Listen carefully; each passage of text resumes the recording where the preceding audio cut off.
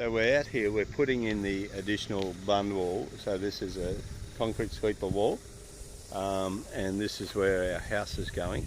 So our house is going to come back here, and all the soil is going to go against this sweeper wall about 3/4 of the way up that bottom sweeper. So this wall will be 3 sweepers high. So we use second sweepers. These sweepers are in the ground quite a way. I think they're 1.76 sweepers, and we're 600 out of the ground, so give you an idea how they are. We use the builder's foam in between the sweepers.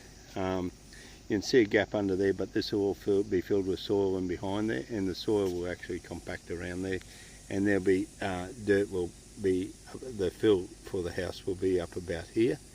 During the 2020 floods, we had about that much water here, so we're going up to there, so we'll be above the 2020 floods, and then this here, and we're at least 450 above the 2022 floods in February. To give you an idea, I think I said 2020 before, but it's 2022 floods February, so we'll be well above it.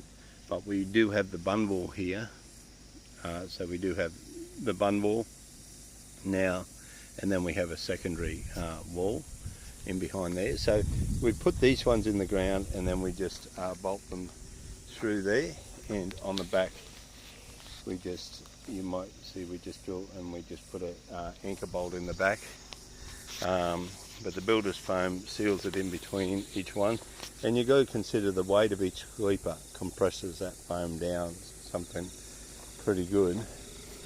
Why we don't have one here, if you're asking, is we're too short on this one, so we're starting from one end and going, and there'll be two will be coming in 2 weeks time.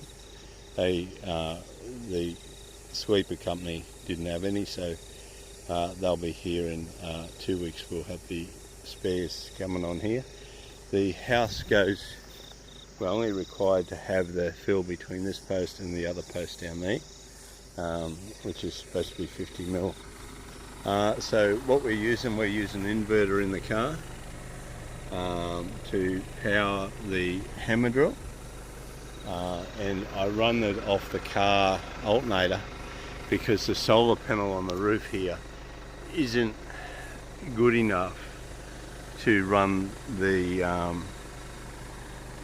to keep up to the inverter, up to the battery, the fridge and the inverter for running the hammer drill. We tried cordless up here, and cordless hammer drill on doing this is pretty useless. So it's good that it worked out that way. So this will be one extra sweeper high.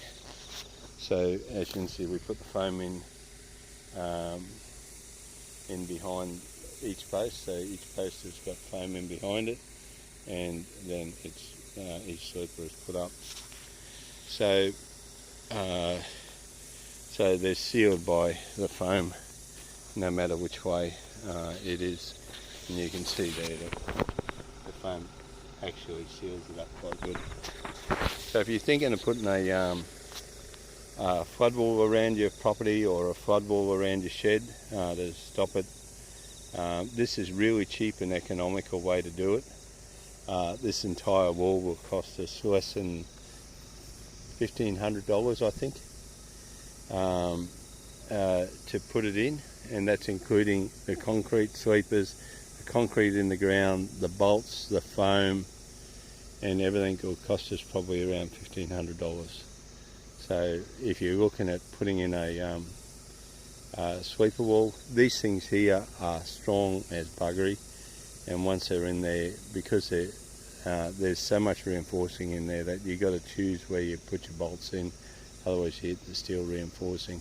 They're not going to move anywhere, and they're better than the steel posts. The steel posts are only in the ground, I think 75 mil width by 75 mil, or by 150 mil, and then you slide the sweepers down. they're going to corrode out and they're going to do all sorts of things. These concrete posts are never going to do that. These and all they are is the smallest sweepers. So, and I think they're about $23 or $24 each, which makes them about half the price of the steel posts, to give you an idea. Cheers.